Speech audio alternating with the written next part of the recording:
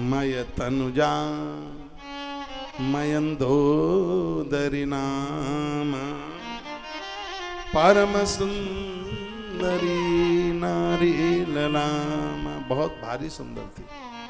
अब देवलोक से आई थी, पूर्व की अप्सरा है, सुंदर तो होगी।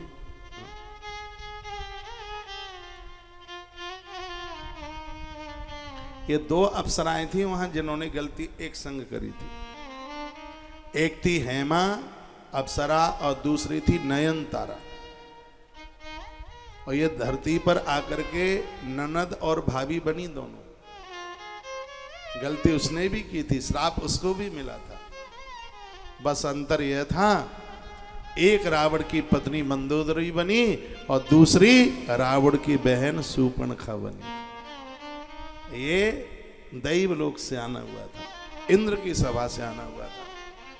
इसलिए तो हम कहते हैं कि संतों के साथ कभी ढिठाई नहीं, कभी हंसी मजाक नहीं। महापुरुषों के पास तो उतनी देर के लिए बैठिए, बस जितनी देर के लिए हम उनका दर्शन कर लें, हृदय की कोई बात सुना दें। वहाँ घंटों घंटों भर बैठने की बिल्कुल जरूरत नहीं। मंदिर में तो आप 24 घंटे बैठते ही नहीं, कितनी देर बस जाते हैं, पर्दा हटा, भगवान के दर्शन कर लिए, चल पड़ो वहाँ से। ये दुनिया भर की घर गृहस्थी की बातें, ये तमाम तरह की बातें, ये साधुओं की यहाँ नहीं। घंटों घंटों भर तक बैठ के मन चर्चा किया कर। बस ऐसे ही जाओ जैसे मंदिर में गए और झांकी दर्शन करी भगवान की और चल पड़े आगे। क्या तुम 4 घंटे तक मंदिर में खड़े होकर के दर्शन करते रहते हो? वहां तो आंखों ने दर्शन किया, हाथ जोड़े, प्रणाम किया, धूप लगाई, चलो आगे। वहां थोड़ा अपने मन की बात आप सुना देते हो, प्रभु ये तकलीफ है, बड़े कष्ट में, परेशानी में। हाँ, ये दरबार होना चाहिए, इस दरबार में सुनी जाती है।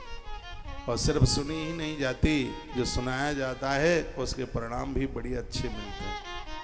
हाँ, वहाँ जाइए, थोड़ी देर बैठिए, चल पड़िए। तो ये दोनों की दोनों अप्सराएं महात्माओं से हंसी करने लगी, मजाक करने लगी। एक तो कहती है हमारी जीजी का पति होता तो ये हमारा जीजा लगता महात्मा। ये कोई बातें देखिए, ऐसी ऐसी महात्माओं से हंसी मजाक। तो महात्मा इतने कुपित हो गए कि तुम्हें जीजा जीजी अभी बनाए देते हैं हम।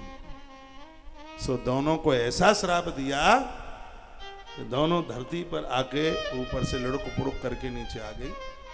तो हेमा नाम की जो अप्सरा थी वो मंदोदरी बनी और नयनतारा नाम की जो अप्सरा थी वो शूर्पणखा बनी। एक रावण की पत्नी बनकर और एक रावण की भगनी बनकर, बहन बनकर। कथा तो आ रही होगी समझ में? अच्छा।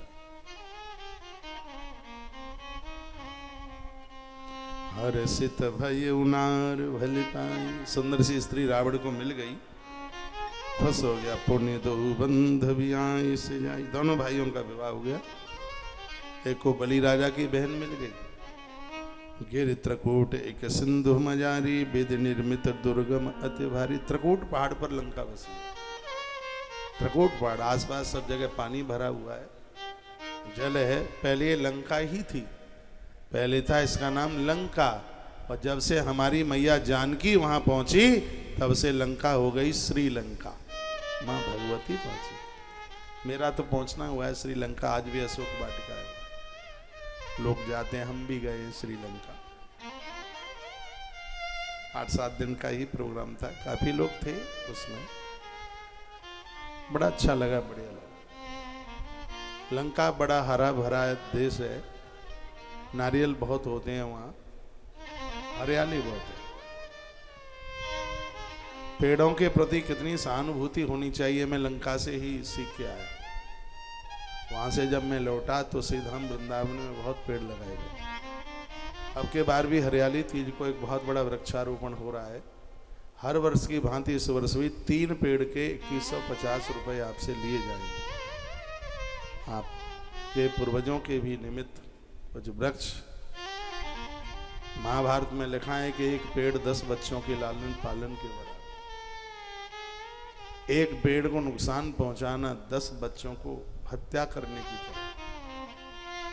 इस समय चौमासा है, चातुर्मास है, पेड़ तोड़िए ही मत, डालियां तोड़िए मत। बेलपत्र भी लाते हो तो एक एक बेलपत्री का चयन करके लाओ, डालियां मत तोड़ना। चातुर्य मास में वृक्षों को तोड़ना अपराध है, ठीक नहीं है बिल्कुल। वृक्षारोपण कीजिए, पेड़ लगाइए। वन पर्व, महाभारत के वन पर्व में तो लिखा है कि आपके बच्चे तुम्हें धोखा दे सकते हैं।